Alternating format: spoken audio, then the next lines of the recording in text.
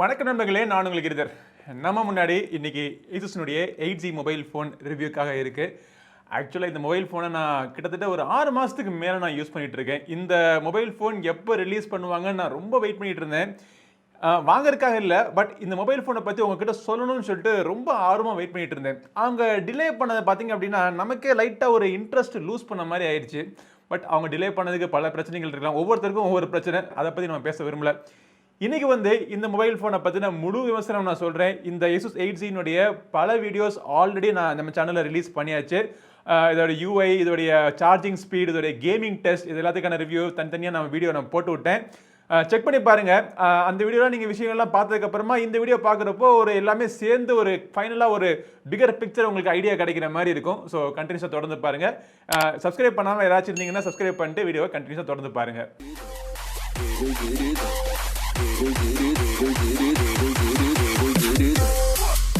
Alright, so இந்த review video பார்த்தீங்க அப்படின்னா யூஸ்வலான ஒரு ஃபார்மேட் இருக்க போகிறது கிடையாது. கொஞ்சம் ஒரு வித்தியாசமாக நம்ம ஓப்பனாக பேசுவோமே.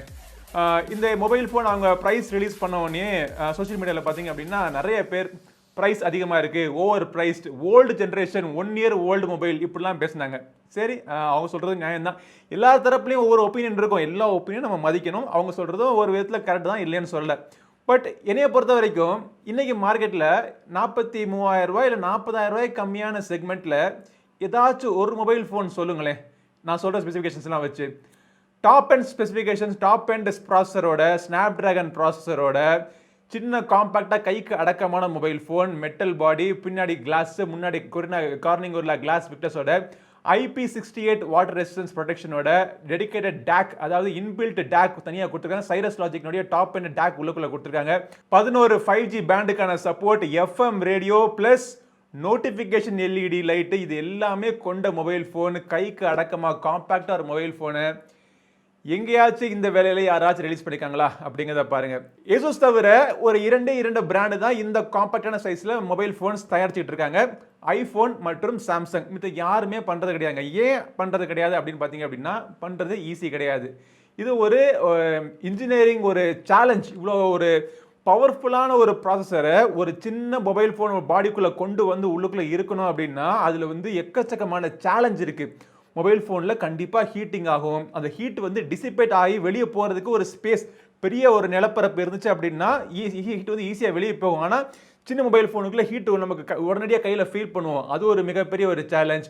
பெரிய ப்ராசஸருக்கு அதிகமான பேட்டரி தேவைப்படும். ஸோ பேட்டரி எப்படி உள்ளுக்குள்ளே கொண்டாந்து அடக்கிறது அப்படிங்கிறது ஒரு பெரிய சேலஞ்ச். இந்த மாதிரி இன்ஜினியரிங் சேலஞ்ச்லாம் இருக்கிறதுனால நிறைய இனோவேஷன் உள்ளுக்குள்ளே பண்ண வேண்டியது இருக்கும். இதெல்லாம் யாரும் இன்றைக்கி பண்ணுறதுக்கு தயாராக இல்லை. இன்றைக்கி எல்லாரும் எதுக்காக பண்ணிட்டு இருக்காங்க அப்படின்னா, டக்குன்னு புதுசாக மொபைல் ஃபோனை மார்க்கெட்டில் தள்ளிக்கிட்டே இருப்போம், விற்றுக்கிட்டே இருப்போம்.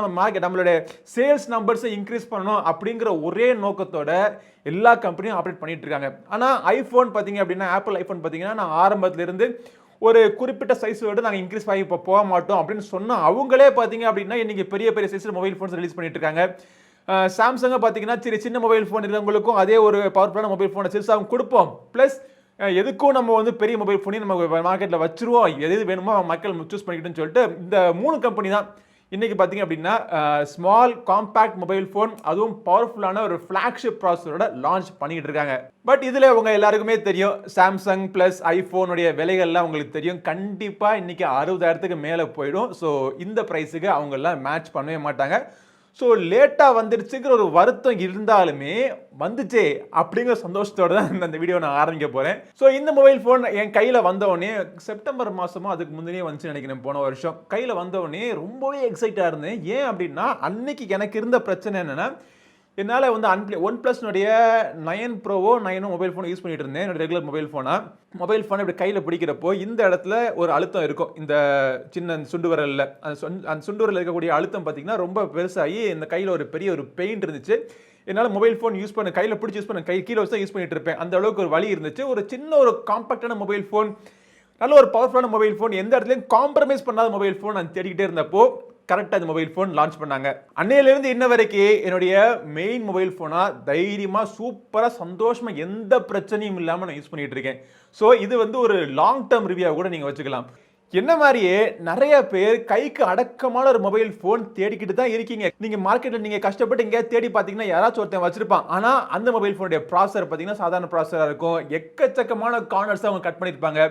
ஒரு ஆர்டினரி கேமராவா இருக்கும். ஒரு சாதாரண ஒரு பேட்டரி பெர்ஃபார்மன்ஸ் எல்லாமே ஒரு மீடியாக்கர் மொபைல் போனா தான் உங்க கையில சிக்கும். பட் எல்லா விதத்திலையும் ஒரு டாப் எண்ட் மொபைல் போனா காம்பாக்டா இருக்கக்கூடிய மொபைல் போன், அதுவும் ஒரு 40,000 பிரைஸ் செக்மெண்ட்ல எந்த விதமான காம்ப்ரமைஸும் இல்லாம பாத்தீங்கன்னா இந்த ஒரு மொபைல் போன் தான் எனக்கு தெரிஞ்ச வரைக்கும் இருக்கு.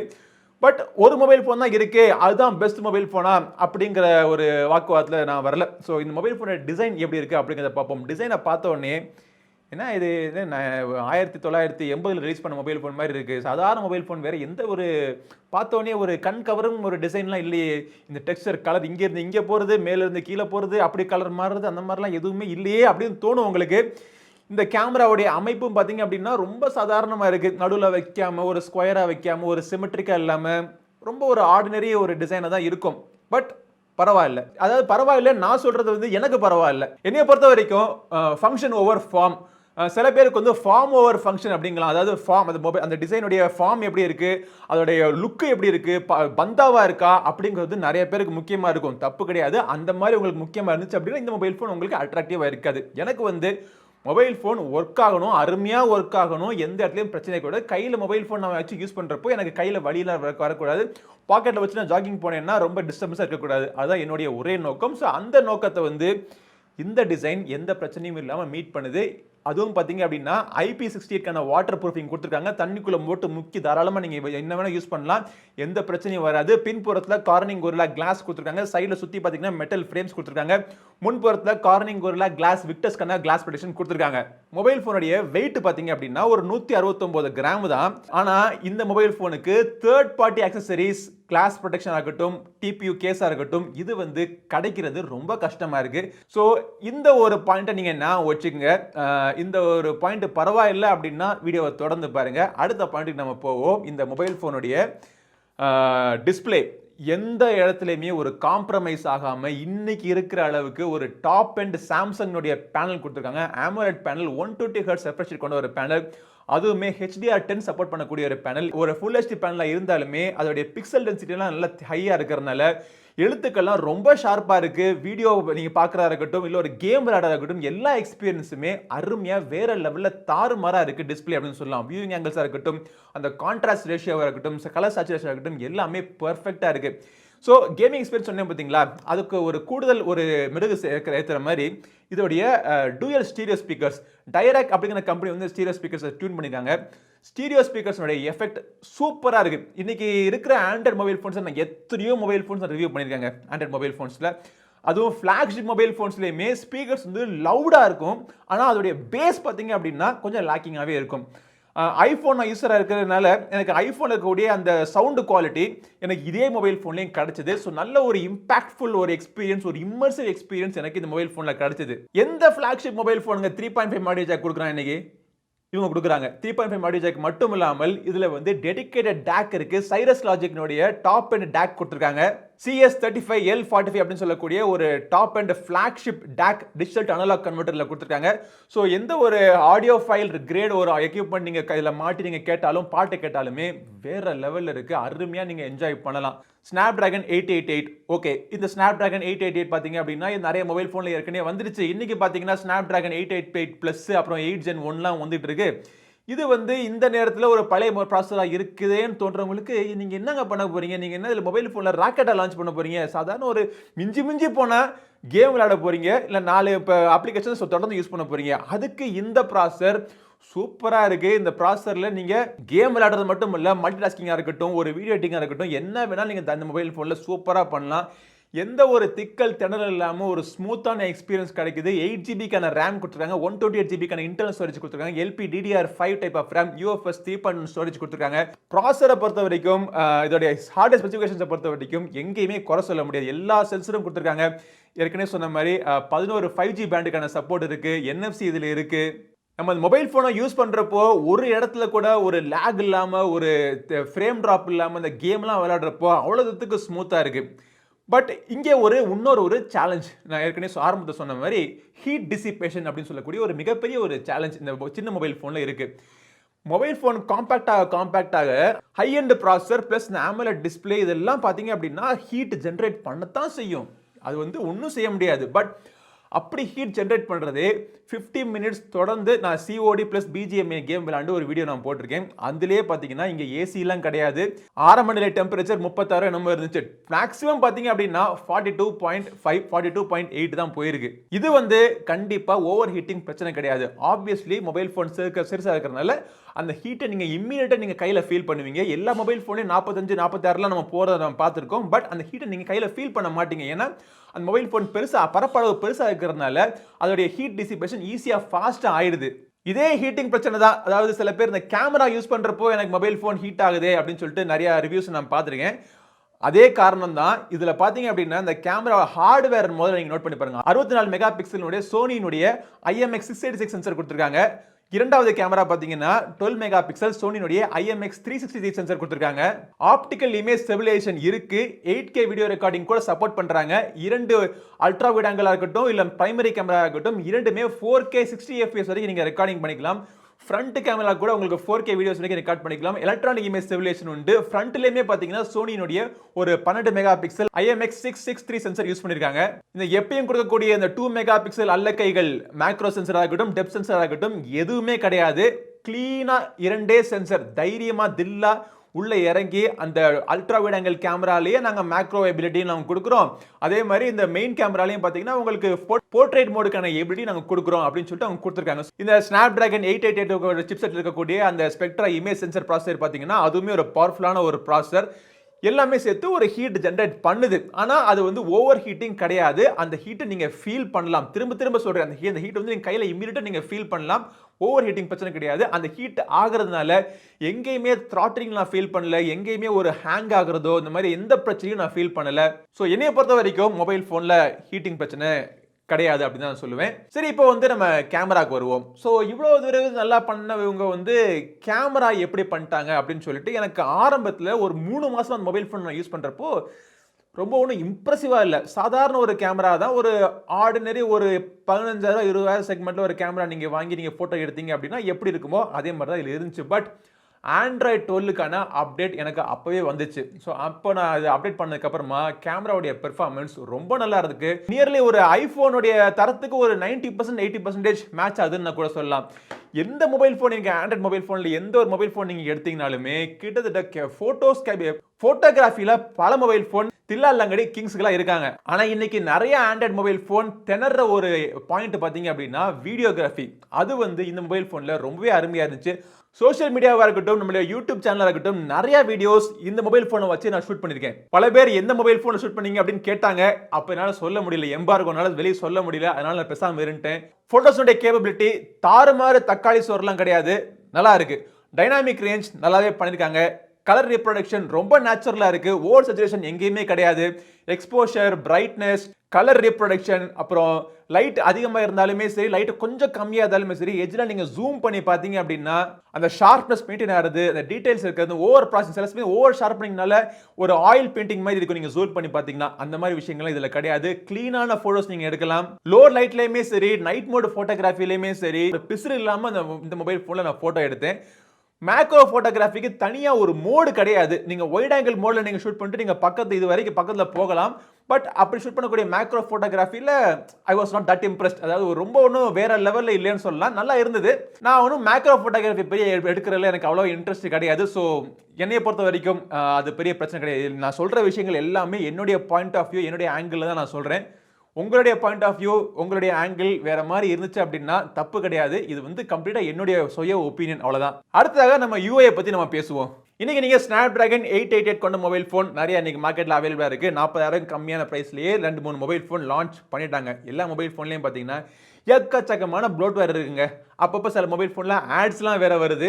1 லட்ச ரூபா கொடுத்து நீங்க சாம்சங் மொபைல் ஃபோன் வாங்கினாலுமே அதுல ஆட்ஸ் கொடுக்குறான். இந்த மொபைல் ஃபோன்ல நியர்லி ஸ்டாக் ஆண்ட்ராய்டு, எந்த இடத்துலயுமே ஆட்ஸ் கிடையாது, எந்த எக்ஸ்ட்ரா ப்ளோட்வேர் ஒண்ணு கூட கிடையாது. மொபைல் ஃபோனுக்கு தேவையான அப்ளிகேஷன்ஸ் மட்டுமே இன்ஸ்டால் பண்ணி கொடுத்துருக்காங்க. அதுக்கு மேல நீங்க எவ்வளவு அப்ளிகேஷன்ஸ் உங்களுக்கு தேவையோ நீங்க இன்ஸ்டால் பண்ணிக்கலாம். 40-50 அப்ளிகேஷன்ஸ் பிளஸ் கேம்ஸ்லாம் போட்டு இன்ஸ்டால் பண்ணி வேற யூஸ் பண்ணி பார்த்ததில்ல. எங்கேயுமே எனக்கு வந்து ஒரு சின்ன ஒரு லாக் கூட தெரியல. அவ்வளவுக்கு ஸ்மூத்தான ஒரு யூஐ பெர்ஃபார்மன்ஸா இருந்துச்சு. ஸ்பெசிஃபிக்கலி ஆண்ட்ராய்ட் 12க்கு அப்டேட் பண்ணதுக்கு அப்புறமா இதோடைய யூசர் எக்ஸ்பீரியன்ஸ் ரொம்பவே ஒரு ஃபாஸ்டா ஃப்ளூயிடா இருந்துச்சு அப்படின்னு நான் சொல்லுவேன். இப்போ ஸ்டாக் ஆண்ட்ராய்ட் அப்படின்னு சொல்லிட்டாலே நிறைய mobile phone, Motorola mobile phones, Nokia mobile phones நம்ம பார்த்தோம் அப்படின்னா அதில் வந்து ஃபீச்சர்ஸ் ரொம்பவே கம்மியாக இருக்கும். ஆனால் இந்த மொபைல் ஃபோனில் பார்த்தீங்கன்னா ஸ்டாக் ஆண்ட்ராய்டு இருந்தாலுமே ஒரு ஸ்கின் டியூவில் இருக்கக்கூடிய எல்லா அம்சங்களையும் இதில் கொடுத்துருக்காங்க. இது எல்லாத்தையும் கவர் பண்ணி தனியாக ஒரு வீடியோ நான் போட்டிருக்கேன், கண்டிப்பாக அதையும் பாருங்க. சரி, இவ்வளோ விஷயம் நல்லா பாசிட்டிவாக சொல்கிறேனே, இது என்ன ஒரு நிறைய பேர் கேட்கலாம். நம்ம சேனலில் பார்த்தீங்க அப்படின்னா கமெண்ட்ஸ்லாம் பார்த்தீங்கன்னா ரொம்ப நல்லா நாக்கப்படுகிற மாதிரி நிறைய பேர் கேள்விலாம் கேட்பீங்க. இது என்ன ப்ரொமோஷன் வீடியோவா, இது என்ன மார்க்கெட்டிங் வீடியோவான்லாம் கேட்பீங்க. நம்மளுடைய மக்களுடைய நகைச்சுவை தன்மையெல்லாம் பார்த்தீங்கன்னா அப்படியே டாப்பில் எகுரும். நான் சொல்லிடுறேன், இது வந்து பெய்ட் வீடியோலாம் கிடையாது. என்னுடைய சுய ஒப்பீனியன், எனக்கு என்ன தோணுதோ அதை நான் அவங்க சொல்கிறேன். எனக்கு தோன்றதை நான் சொல்கிறதுக்கு யார்ட்டையும் காசு வாங்கணும்னு அவசியம் கிடையாது, பார்த்தீங்களா. பட் இதில் வந்து எல்லா பாயிண்ட்டுமே ப்ளஸ்ன்னு பார்த்தீங்கன்னா சில பாயிண்ட் நெகட்டிவாகவும் இருக்குது. அது என்ன அப்படிங்கிறத சொல்லிடுறேன் உங்களுக்கு. திருப்பி ஹைலைட் பண்ணி சொல்லணும் அப்படின்னா, டிசைனில் ரொம்ப ஒன்றும் அவங்க கான்சன்ட்ரேட் பண்ணலை. அதாவது தோற்றத்தில் வந்து அந்த மார்க்கெட்டிங் பண்ணுற விஷயங்களில் பார்த்தீங்கன்னா ஃபஸ்ட்டு வந்து மொபைல் ஃபோனுடைய லுக்கு தான், அதில் அவங்க கான்சன்ட்ரேட் பண்ணல. இது வந்து ஒரு பெரிய ஒரு மைனஸ் பாயிண்ட். இரண்டாவது பாயிண்ட் பார்த்தீங்க அப்படின்னா அகைன் மார்க்கெட்டிங் தான். இந்த மொபைல் ஃபோன் வந்து சேல்ஸ் அண்ட் சர்வீஸ் எப்படி இருக்குன்னு சொல்லிட்டு நிறைய பேருக்கு ஒரு மிகப்பெரிய டவுட்டாக இருக்குது. சேல்ஸ் அப்படிங்கிறது ஃப்ளிப்கார்ட் இன்னைக்கு அவைலபிளாக இருக்குது. பட் இவங்க வந்து தொடர்ந்து மொபைல் ஃபோன்ஸ் இந்தியாவில் லான்ச் பண்ணுறது கிடையாது. ஆடிக்கு ஒரு அமாவாசை ஏதாச்சும் ஒரு மொபைல் ஃபோனை லான்ச் பண்ணுறாங்க. அப்படி லான்ச் பண்ணுறப்போ தொடர்ந்து அதுக்கான ஸ்பேர் பார்ட்ஸுக்கான அவைலபிலிட்டி இருக்குமா அப்படிங்கிறது ஒரு மிகப்பெரிய ஒரு கேள்விக்குறி. இன்னைக்கு ஏசுனுடைய ஆரோஜி மொபைல் ஃபோன் வாங்கிட்டு நிறைய பேருக்கு மதர் போர்டு பிரச்சனையாக இருக்குது, அந்த பிரச்சனையாக இருக்குது, இந்த ஸ்பேர் பார்ட் கிடைக்கலன்னு சொல்லிட்டு நிறைய கமெண்ட்ஸ் நான் பார்க்குறேன். அந்த மாதிரி இருக்கிற நிலைமையில் அதே நிலைமை தான் இந்த மொபைல் ஃபோனுக்கு தான் இருக்கும் அப்படின்னு எனக்கு நினைக்கிறேன்.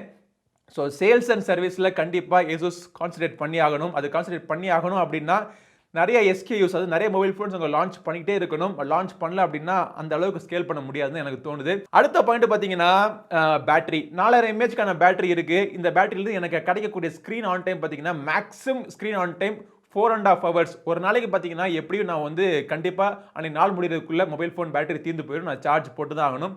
அப்படி சார்ஜ் போடுறதுமே ஒரு 65 வாட் சார்ஜர் கொடுத்துருந்தாங்கன்னா சூப்பர் ஃபாஸ்ட்டாக ஏறி இருக்கும். ஆனால் அது பார்த்தீங்கன்னா 30 வாட் சார்ஜர் பாக்ஸுக்குள்ளே கொடுத்துருக்காங்க. பட் 30 வாட் சார்ஜர் அவங்க கொடுத்தாலுமே இந்த மொபைல் ஃபோனுடைய பேட்டரி லைஃபுக்கு அவங்க ரொம்ப அதிக முக்கியத்துவம் கொடுத்துருக்காங்க. யூஐயில் பார்த்தாலே தெரியுது. ஸ்டெடி சார்ஜிங் அப்படின்னு சொல்லிட்டு ஒரு ஃபீச்சர் இருக்குது. அதை எனேபிள் பண்ணிட்டீங்க அப்படின்னா மொபைல் ஃபோன் ஃபாஸ்ட் சார்ஜிங், அதாவது பீக்கில் போகிறப்போ இந்த மாதிரி கிராஃப் மேலெல்லாம் ஏறாது, ஒரே மாதிரி சார்ஜ் ஆகும். ப்ளஸ் சார்ஜிங்குடைய அளவை வந்து இங்கே லிமிட் பண்ணிக்கலாம். 80% 90% வரைக்கும் சார்ஜிங் எப்பவுமே பண்ணணும் அப்படின்னா அந்த அளவுக்கு மட்டும் லிமிட் பண்ணிக்கலாம். சார்ஜ் இறங்க போகுது அப்படிங்கிறப்போ உங்களுக்கு பேட்டரி எக்ஸ்டெண்ட் பண்ணுறதுக்கான ஆப்ஷன்லாம் நிறைய கொடுத்துருக்காங்க. பட் இது எல்லாமே வச்சு நம்ம பார்த்தாலுமே பேட்டரி லைஃப், உங்களுக்கு பேட்டரியோடைய லைஃப் உங்களுக்கு அதிகமாக கிடைச்சாலுமே அன்னைக்கு எண்ட் ஆஃப் த டே நீங்கள் மொபைல் ஃபோன் நீங்கள் எடுத்து பார்த்தீங்க அப்படின்னா 1% 2% தான் நீங்கள் முடிப்பீங்க. ஸோ கண்டிப்பாக ஒரு தடவை மொபைல் ஃபோன் நீங்கள் நடுவில் நாளில் நீங்கள் சார்ஜ் பண்ணி தான் ஆகணும். வயர்லெஸ் சார்ஜிங் இல்லை, ஒரு ஃப்ளாக்ஷிப் மொபைல் ஃபோன் யூஸ் பண்ணுறப்போ, அது ஸ்பெசிஃபிக்கலாக நான் ஐஃபோன் நான் யூஸ் பண்ணிட்டு மொபைல் ஃபோனை நான் பார்க்குறப்போ அந்த வயர்லெஸ் சார்ஜிங் ஒரு சின்ன ஒரு மிஸ்ஸிங் பாயிண்ட் எனக்கு தோணுச்சு. இது 3 தாங்க நெகட்டிவ் பாயிண்ட். இதை தவிர இந்த Asus 8C மொபைல் ஃபோன் காம்பாக்டான மொபைல் ஃபோன், அதுவும் ஒரு பவர்ஃபுல்லான மொபைல் ஃபோன், ஒரு 40,000 ரூபாய்க்கு ஒரு மொபைல் ஃபோன் தேடிக்கிட்டு இருந்தீங்க அப்படின்னா உங்களுக்கு இருக்கக்கூடிய ஒரே சாய்ஸ் இன்னைக்கு Asusனுடைய 8C மட்டும்தான். வாங்கணும்னு நினச்சிங்கன்னா ஃப்ளிப்கார்ட்டில் மட்டுமே அவைலபிளாக இருக்குது. 42,999 ரூபா நினைக்கிறேன். வீடியோ டிஸ்கிரிப்ஷனில் லிங்க் இருக்குது, வேணும்னு நீங்கள் கிளிக் பண்ணி நீங்கள் செக் பண்ணி பார்க்கலாம். பட் ஏற்கனவே சொன்ன மாதிரி இந்த மொபைல் ஃபோன் எல்லாருக்கும் உகந்த ஒரு மொபைல் ஃபோன் கிடையாது. எல்லாரும் இந்த மொபைல் ஃபோன் தான் வாங்கணுங்கிற அவசியமும் கிடையாது. ஒரு குறிப்பிட்ட மக்கள் அவங்களுக்கு வந்து ஒரு சின்ன மொபைல் ஃபோன் தேவைப்படுது அப்படின்னு நினைக்கிறவங்களுக்கு மட்டுமே இந்த மொபைல் ஃபோன் சூட் ஆகும். சொல்ல மறந்துட்டேனே, நோட்டிஃபிகேஷன் எல்இடி இருக்குப்பா, எல்லாரும் கேட்பீங்களே, அதெல்லாம் வேற கொடுத்துருக்காங்க. சரி, இதெல்லாம் இருக்கிற மொபைல் ஃபோன் நீங்கள் வாங்குறீங்களோ இல்லையோ, நம்ம சேனல் சப்ஸ்கிரைப் பண்ணிடுங்க. பக்கத்தில் ஒரு பெல் பட்டன் இருக்கும், அதையும் தட்டி விட்டுருங்க. நம்ம தொடர்ந்து வீடியோ போட்டுகிட்டே இருக்கிறப்போ உங்கள் மொபைல் ஃபோனில் டக்கு டக்கு டக்கு நோட்டிஃபிகேஷன் வந்துகிட்டே இருக்கும். அப்படி நோட்டிஃபிகேஷன் வர்றப்போ அந்த ஒரு புது வீடியோவில் அடுத்து உங்களை சந்திக்கும் வரை உங்களிடம் விடைபெறுது உங்கள் நண்பன் கிரிதர். வாழ்க தமிழ், வளர்க பாரதம். நன்றி, வணக்கம்.